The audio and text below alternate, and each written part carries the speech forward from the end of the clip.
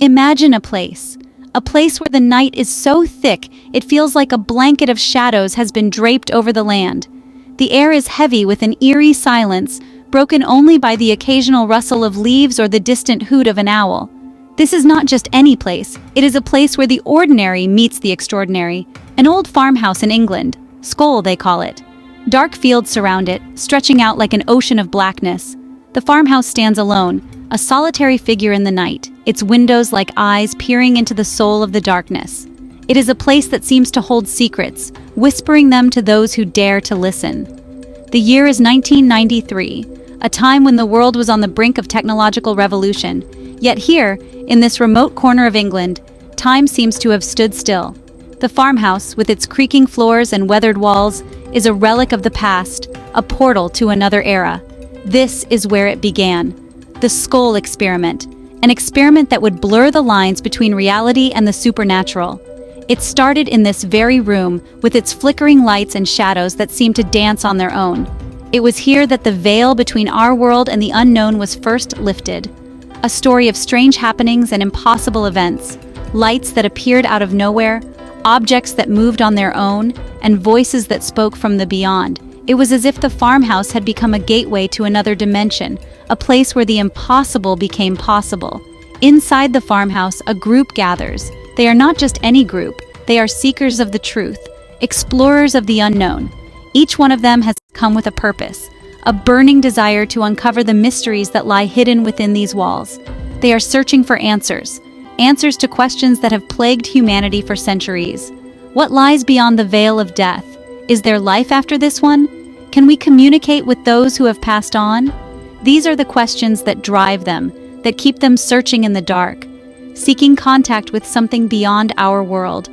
They sit in a circle, hands joined, eyes closed, as they attempt to reach out to the other side. The air is thick with anticipation, every creak and groan of the old house sending shivers down their spines. They are on the brink of discovery, teetering on the edge of the unknown. Robin and Sandra Foy, the homeowners, are our guides. They have lived in this farmhouse for years, and they know its secrets better than anyone. They are the ones who first sensed that there was something special about this place, something that set it apart from any other. Along with them, two mediums, Diana and Alan Bennett. They are the conduits, the ones who can bridge the gap between our world and the next. With their help, the group hopes to make contact, to find the answers they seek.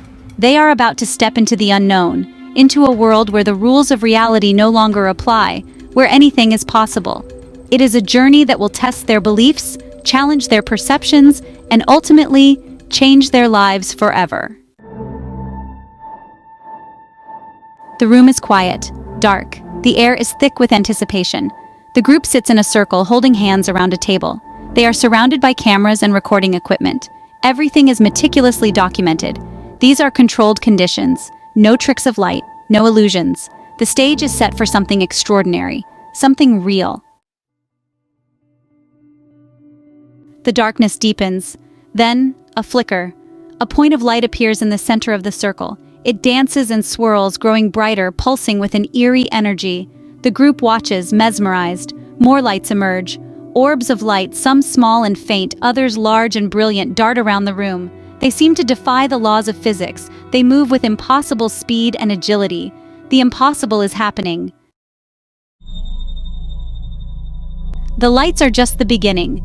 In this dimly lit room, the flickering lights seem to dance with an unseen presence. The air is thick with anticipation, as if something is about to reveal itself.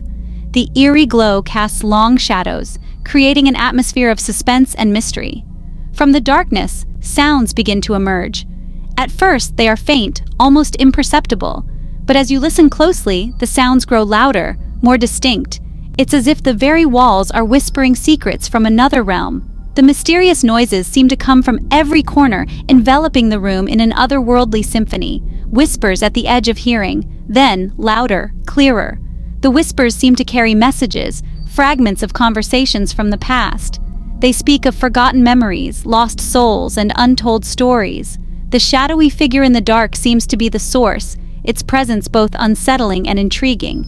Taps and knocks on the table. Each knock resonates with a sense of urgency, as if trying to communicate something important. The rhythmic tapping creates a pattern, a code that begs to be deciphered. It's as if the spirits are trying to bridge the gap between their world and ours. Messages from the other side.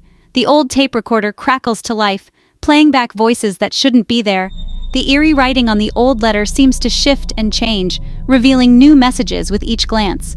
These communications are both fascinating and chilling, offering glimpses into the unknown. The group communicates with these unseen entities. They ask questions. They receive answers. The séance is a solemn affair, with everyone holding hands, eyes closed, and minds open. The air is charged with energy, and the responses from the other side are clear and direct. It's a moment of connection that transcends the boundaries of the physical world. Names are given. Dates. These details are specific, often relating to events long past. The old documents and typewriters seem to come alive, typing out information that no one present could possibly know. It's as if the spirits are providing proof of their existence, leaving behind tangible evidence of their presence, specific details that defy explanation. Fear mixes with wonder. The faces of those present reflect a range of emotions, from awe to terror. The information received is so precise, so accurate, that it challenges their understanding of reality. It's a moment of profound realization, where the line between the known and the unknown blurs. The veil between this world and the next seems to thin. The ethereal mist swirls around, creating ghostly apparitions that drift in and out of view. It's as if the spirits are just beyond reach, visible for a fleeting moment before fading back into the shadows. This thinning of the veil offers a rare glimpse into the mysteries that lie beyond our world, leaving us with more questions than answers. The impossible images. Cameras flash, capturing the strange lights. But when the film is developed, something even more astonishing is revealed. Images appear on the film, not just streaks of light, but clear, defined shapes, faces, figures, messages written in languages unknown to the living. Images that could not have been created by any conventional means. The impossible is now undeniable. Science and the unknown. Professor David Fontana, a respected psychologist, is present for some of the seances. He brings his scientific rigor to the table. He observes. He documents. He analyzes. He, too, is baffled. The phenomena he witnesses challenge his understanding of the world. He can offer no rational explanation. The Scole Experiment, he concludes, is something truly extraordinary. Doubts in the shadows. Not everyone is convinced.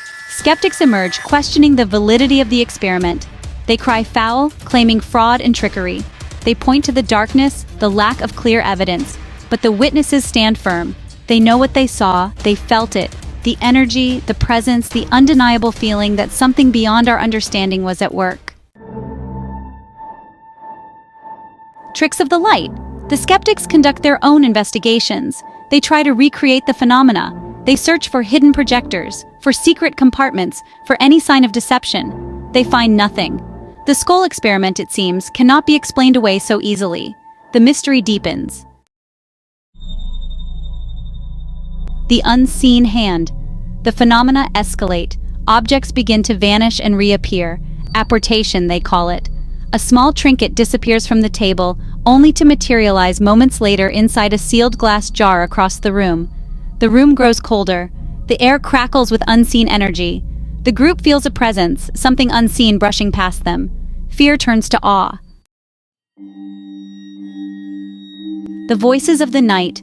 Then, the voices, clearer now, stronger.